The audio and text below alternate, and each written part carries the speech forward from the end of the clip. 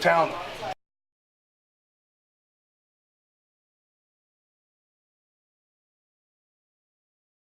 Now, see these guys here? If you let them go about another week, these little flowers, they start to bud up, and if you just move this thing has this adaptation that it flings its seeds. So you literally come by, I love playing with these as a kid, and you just go foop, and it just goes bop, bop, bop, bop, bop, and it actually makes a sound. It kind of goes, it's like a little machine gun.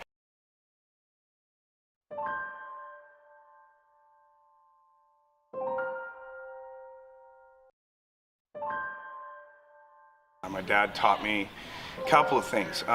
We grew a garden in the backyard. Every square inch of our garden was, or our yard was garden, and we just had a little humble quarter-acre, kind of like a vineyard's house.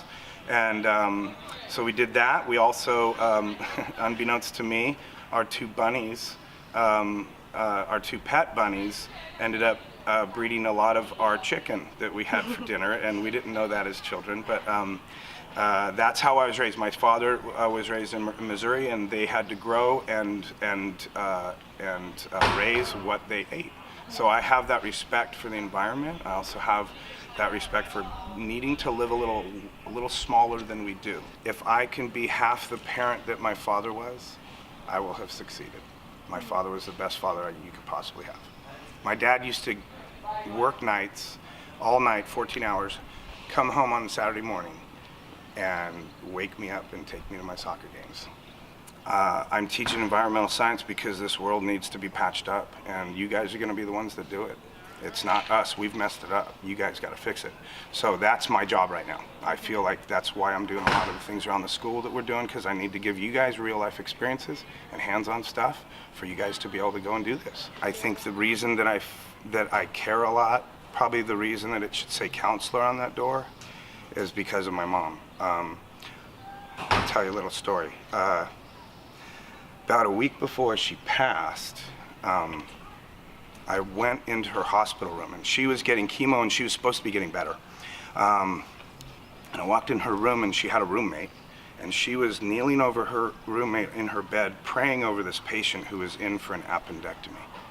And here my mom's in her last week of life, praying over somebody else. So sacrifice and selflessness, I think, came from my mom. Life is a game. Volleyball is an analogy for the game of life. Soccer, baseball, tennis, everything.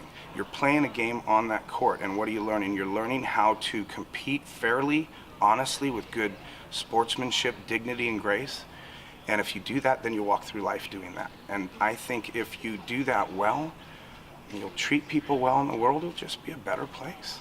I get all my inspiration from you guys. You included. And you included. You guys are what drives me. I didn't know I was supposed to be a teacher until I was an adult, and then you become something and you realize, boy, I should probably been doing this for a while. The only reason that I feel good about my teaching is because of the feedback that I get from you guys. I do my best to set a good example for the kids. I think the reason the kids come to me, and the reason that I can, and the example that I try to set, is one that I do by putting myself into kids' shoes. Well, I mean, he's definitely different than any other teacher. Because he definitely attempts to go at it differently. He is definitely a lot more relaxed, and that's kind of cool to have in a class, because then you can have more freedom and just more creative ability to do what you want. I don't think you can coach without being sort of reflective on what it's like to be your age and fighting all these things and being in a sport. A lot of times I think that teachers and coaches don't realize the power they have, and coaches especially, I think, can forget that essentially they're out there to lead, be an example, and show these guys how to get through life. The kids come to me for a lot of personal stuff. I've known Mark for maybe 5 years, very close, family close. So he's helped me through a lot, especially in my like family problems, life problems, sort of things like that. And he's kind of filled the role as a father figure when I didn't have one. And I think as a student and athlete, he's just helped me when I was struggling in school and needed help with different techniques in volleyball and sort of things like that. And he's just uplifted my spirits and helped me become the person I am today. I'm more than happy to help them through those situations if I can. But it's a big responsibility. Yeah, and it's not taken lightly.